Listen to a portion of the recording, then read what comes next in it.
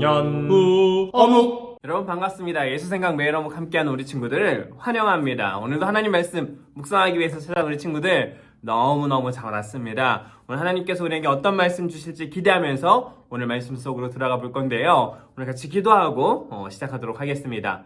사랑하는 하나님 감사합니다. 오늘도 우리에게 하나님 말씀 주시고 하나님 말씀 묵상할 수 있게 해주시니 감사드립니다. 하나님 말씀 묵상할 때 하나님이 우리와 함께 하심을 경험할 수 있는 오늘 시간 될 수 있도록 도와주세요. 예수님 이름으로 기도했습니다.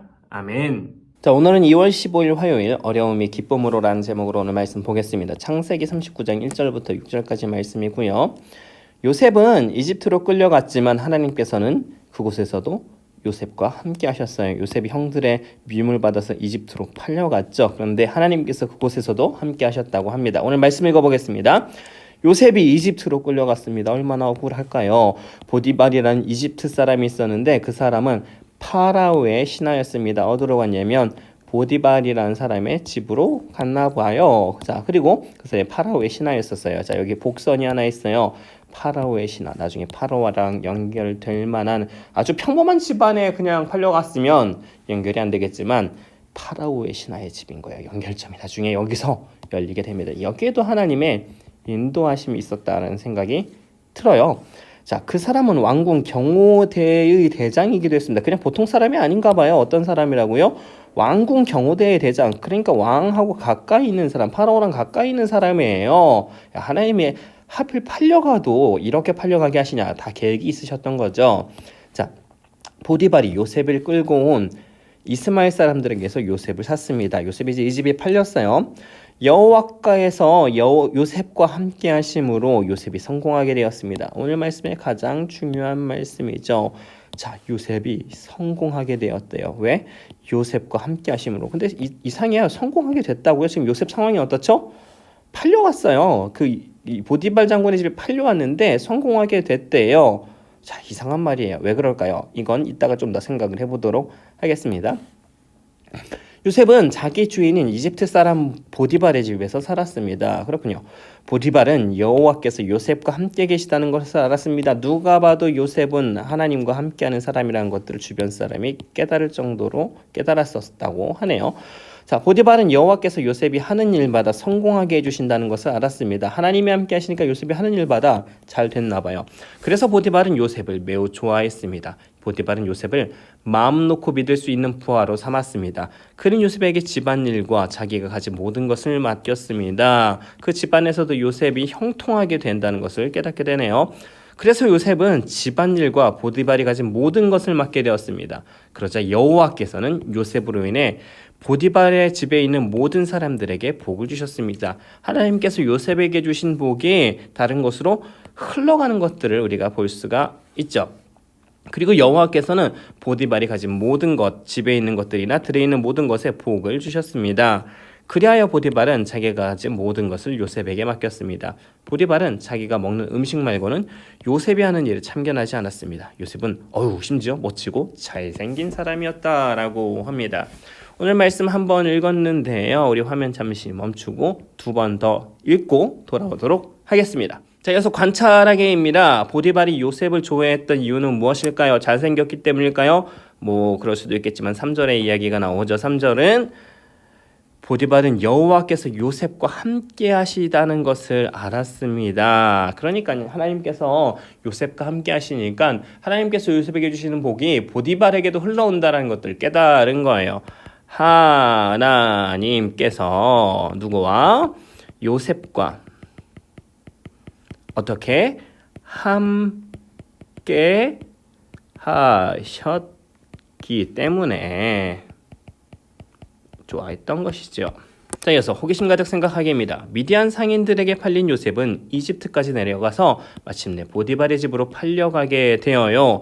하지만 하나님께서는 요셉에게 은혜를 주셔서 그 집의 모든 소유물을 주관하는 가정총무로 세워주셨고 보디발의 집에도 큰 복을 부어주셨어요. 마침내 보디발은 요셉을 인정하여 자신의 소유를 모두 요셉에게 맡기고 관리하도록 하였어요.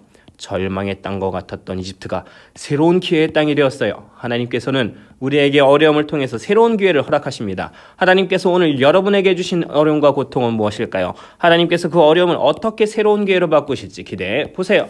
여러분 생각하기에는 성공이 뭐라고 생각하세요? 성공 뭘까요? 잘 되는 게 성공일까요? 맞아요. 잘 되는 게 성공이죠. 잘 되는 게 성공이긴 한데 단순히 잘 되기만 하는 게 성공이라고 말하기엔 조금 애매한 것 같아요. 왜냐면요, 요셉의 이야기를 살펴보면 그래요.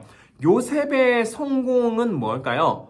뭐 우리가 생각하기에는 뭐 총리가 됐으니까 그때 성공한 거겠지라고 생각을 할 수 있는데, 그렇다면 총리가 됐을 때 요셉이 성공했다라고 말해야 되는데, 오늘 말씀 보면은 오늘 2절 말씀에 요셉이 벌써 성공했다고 이야기하고 있어요. 요셉이 근데 어떤 상황이에요? 총리가 됐나요? 총리는커녕 형들한테 팔려서 이제 막 어디에 왔어요? 보디발 장군의 집 노예로 팔려온 상황이잖아요. 그러니까 성공하고 가장 거리가 먼 상황인데 이미 그때 성공했다고 이야기하고 있어요. 그 이유가 무엇일까요? 오늘 말씀에 나오죠. 여호와께서 요셉과 함께 하셨기 때문에, 성공이 총리가 되었기 때문에 성공한 게 아니라 하나님께서 함께 하셨기 때문에 성공한 것이라고 이야기를 하고 있어요. 진짜 성공이 뭐냐? 요셉에게 진짜 성공이 뭐냐면 총리가 된 게 아니라 하나님이 요셉과 함께 하신 것이 성공이라는 걸 오늘 말씀을 통해서 알 수가 있는 거예요. 그러니까 요셉이 하는 일마다 하나님께서 함께 하시는 거예요. 하나님과 함께 하시니까 요셉이 하는 일들이 다 잘 될까요? 다 잘 되는 것 같아 보이지만 사실 막 그렇지도 않아요. 뭐 어떻게 되나요? 누명 써서 감옥 가고, 뭐 이렇게 감옥에 2년 동안 갇혀 있고, 막 억울한 일들 투성이잖아요. 근데 돌아보면 잘 돼 있어. 총리가 되어 있어. 어려운 일도 있고 괴로운 일도 있는데 돌아보면 잘 돼 있어. 그게 뭘까요? 하나님이 함께 하시는 사람의 특징이에요. 고난이 없는 게 아니에요. 잘못된 일들이 안 생기는 게 아니에요. 어려운 일이 생기긴 생겨. 근데 전체적인 방향이 옳은 방향을 통해서 향해서 가고 있다고요. 그게 성공이에요. 왜 그런 일이 일어나냐? 하나님이 함께 하시기 때문에. 하나님께서도 우리와 함께 하십니다. 우리는 반드시 성공할 거예요. 그 성공이 무엇일까요? 아무 어려움이 없다라는 게 아니라, 아무 괴로움이 없다는 것이 아니라, 어려움도 있고 아픔도 있고 힘들 때도 있는데, 그래서 내 인생이 망하는 게 아니라 결국에는 하나님께서 우리에게 가장 좋은 것들을 허락해 주신다는 거. 우리는 성공할 수밖에 없는 사람들이에요. 그래서요, 오늘 하나님이 나와 함께 하신다는 그 사실들을 기억하면서, 그래요, 지금 나에게 어려움과 괴로움과 아픔들이 있을 수 있지만 하나님께서 끝까지 함께 하실 것이라는 믿음을 끝까지 놓지 않는 우리 사랑하는 친구들 되기를 축복합니다. 자, 이어서 등불 따라 행동하기입니다. 내가 지금 고민하고 있는 문제와 어려움을 기록해보고 이 문제가 어떻게 하나님의 기회가 될 수 있을지 상상하여 적어보세요. 자, 여러분이 지금 고민하고 있는 문제, 그런 것들이 하나님께서 사용하시는 기회가 될 수 있다는 것도 오늘 말씀을 통해서 살펴봤어요. 요셉의 경우 어땠었죠? 요셉이 감옥에 갇혔어요. 그런데 죄송해요. 감옥이 아니라 노예가 되어서 보디발 장군의 집에서 살게 되었어요. 근데 이것들이 나중에 결국 하나님께서 이 시간들을 활용하셔서 총리가 되게 하는 기초가 되게 하셨던 거죠. 여러분의 고민이 어떻게 나중에 하나님께서 사용하신 기회가 될 수 있답니다. 그 사실들을 한번 적어보면 좋을 것 같은데요. 여러분의 문제 무엇인가요? 목사님도 하나만 나눠볼까요? 목사님, 문제라기보다 요즘에 고민은, 여러분 그 요즘에 설교 통해서 계속 듣고 있죠? 1만 성도 파송 운동. 우리 지난주 영상으로 예배한 친구들은 곽교 목사님 설교를 통해서, 또 각 부서 목사님들을 통해서 이야기를 들었을 거예요.